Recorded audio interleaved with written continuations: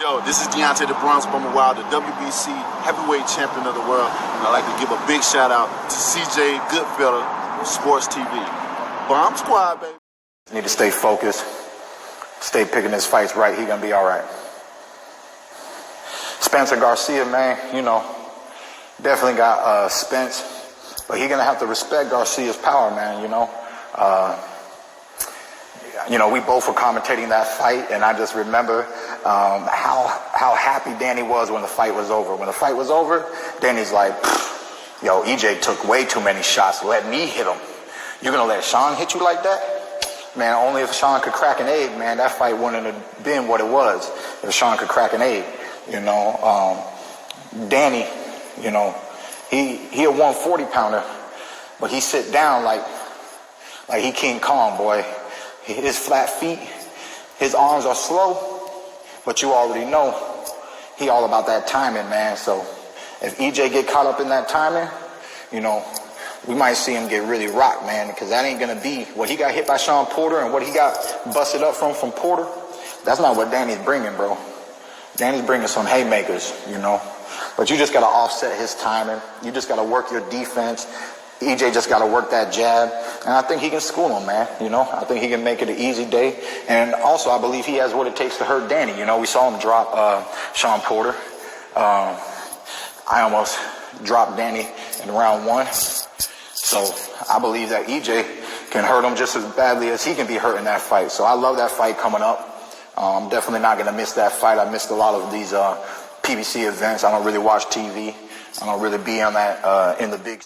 To change the world. This is the right hand that shook the world. Right there, baby. I want to get right up close to the pillow, Fist. Yeah. Just check there's nothing in them gloves, will you? See? I don't feel nothing. But the autopsy has said that there was a metal object in the gloves. From what I heard. Don't forget to check out our sponsor, The Health Blaze, at thehealthblaze.com. 100% all natural products from lotions, soaps, foot soaks, bath bombs, and much, much more. Use the promo code Goodfella1Boxing. Tell them your boy CJ Goodfella sent you. Get 18% off. We out. All right, as you seen the videos, y'all see what we about to talk about. Sugar Hill from Kronk and Tyson Fury trolling Deontay Wilder. Autopsy claims. Well, his brother autopsy claim. Let's be exact. But first, let's talk about Keith Thurman.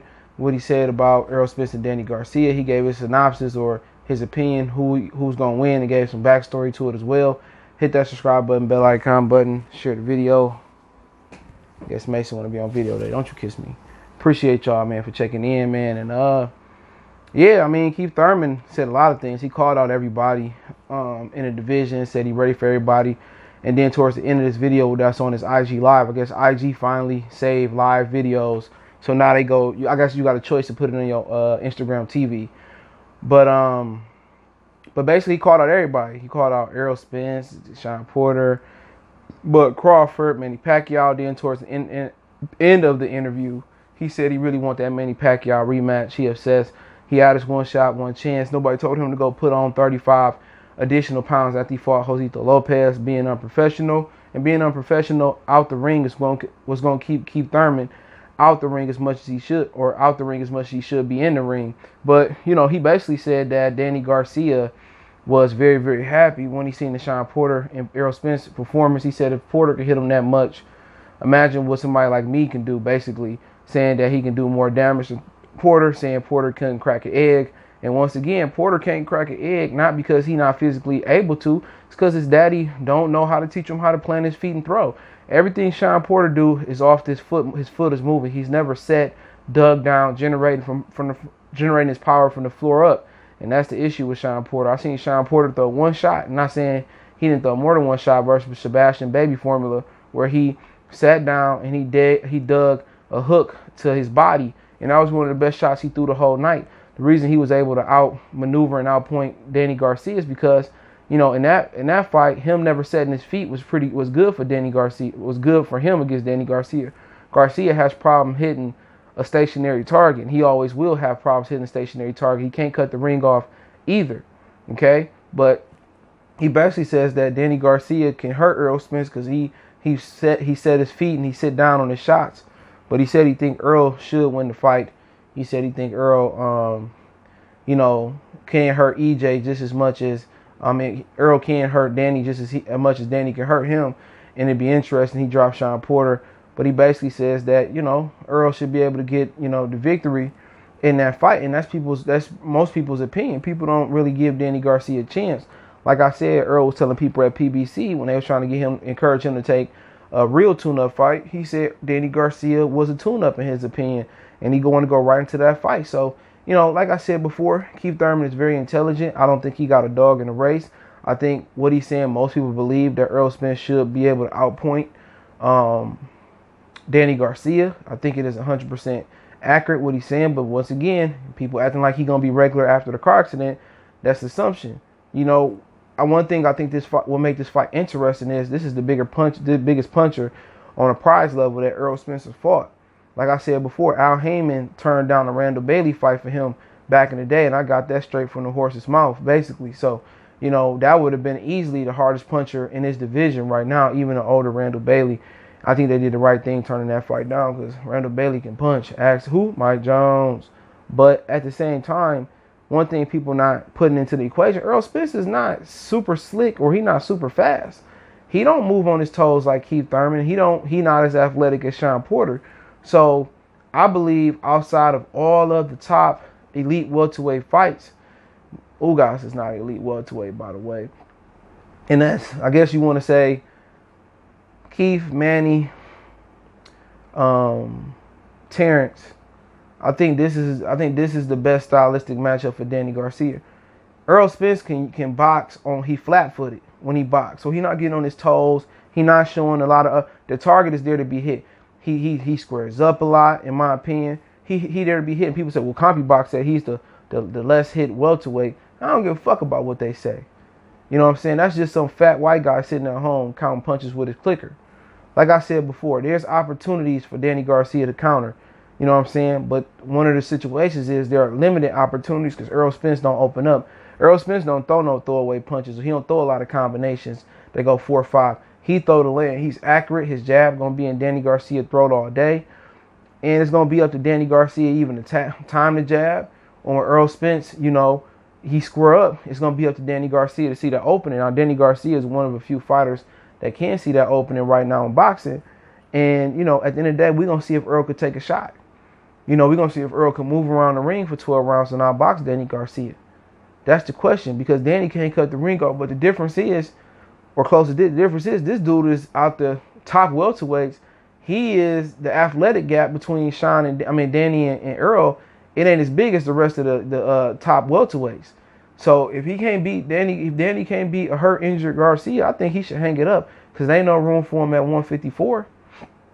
But like I said before, if Errol Spence stand and trade, he's in front of Danny Garcia, and he get overconfident, he going to sleep. Simple as that. Or he has an opportunity to go to sleep.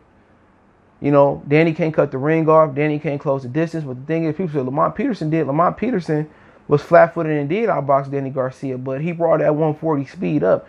Errol Spence is not a really, really fast fighter at all. He's a good athlete, but he doesn't throw those combinations that Lamont was throwing. He don't really have that upper body movement. Errol Spence is textbook catch you on the glove peekaboo.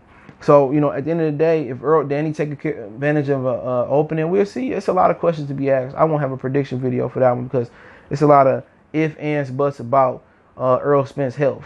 You know what I'm saying? So, that is what it is. But then Tyson Fury and his trainer, Sugar Hill, trolled. Sugar Hill and then was training, joking with Deontay Wilder, saying that when his brother put out that message talking about the autopsy, and the autopsy, for those who don't know, maybe from the UK and they don't lose that language, or you from Australia, whatever, it's basically a review of the body once a person is dead, all right? And Deontay Wilder is not dead from the last time we checked. So they was joking about the autopsy, talking about ain't nothing in the glove. And at the end of the day, it's spilled milk. Deontay Wilder still going to sign up to fight him in the ring and not go fight him in the court. What's the point of bitching and crying about it? If they trying to sell the fight, you got one of the worst fight days to sell a fight. Why would you put a fight like that in December? Last fight they could have did better if they waited till, they couldn't because of the pandemic.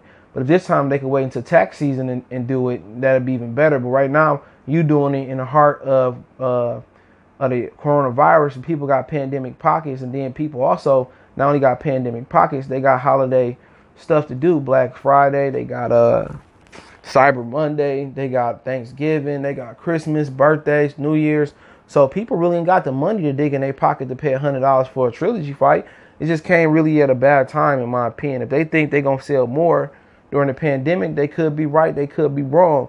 But at the end of the day, it's just a joke. It's just a joke that this dude doing so much complaining and saying that Tyson Fury cheating. It ain't beyond me. It ain't beyond him. But then again, why you telling the streets and you're not telling the lawyer? You're not telling the court. You still want to fight this dude. If somebody cheated me and almost put me in a near-death experience, I'm not fighting you. On sight, I'm probably gonna put a bullet in your ass, pun intended, or I'm gonna file charges and I'm gonna get my money out. I'm gonna get your purse. I'm gonna own part of Top Rank for doing this. I'm gonna own the Nevada State Athletic Commission, but he not willing to take it that far. So at the end of the day, they keep saying we got proof, we got proof, we got proof, we got proof. Man, you ain't got no proof if you still gonna fight this motherfucker. So just shut up and fight him. And it's a joke to everybody. I mean, if you believe it, you believe it. At the end of the day, do I put it past Tyson Fury? Absolutely not. I don't put it past Tyson Fury. But then again, at this point, like, you just make yourself look stupid. I'm released the evidence. It's been 3-4 months since that. Just shut the fuck up. Fight the man. If you lose, get out. Go build yourself back up and retire. If you win, hey, it's one of the best comeback stories, since George Foreman, Muhammad Ali, and guys of that nature. But other than that, we tired of hearing about you bitching and crying about, this dude Glove. It's looking stupid. Either provide the proof or show up December 19th and get your revenge. But hey, it is what it is. Goodfellas Sports TV. Make sure you hit that subscribe button, bell icon button. Share the video. Want to make a donation to the channel? Cash App is CJ Good 313. PayPal link in the description. Best way to donate. Share the video. Comment to help the channel. While subscribe, bell icon button. We gone.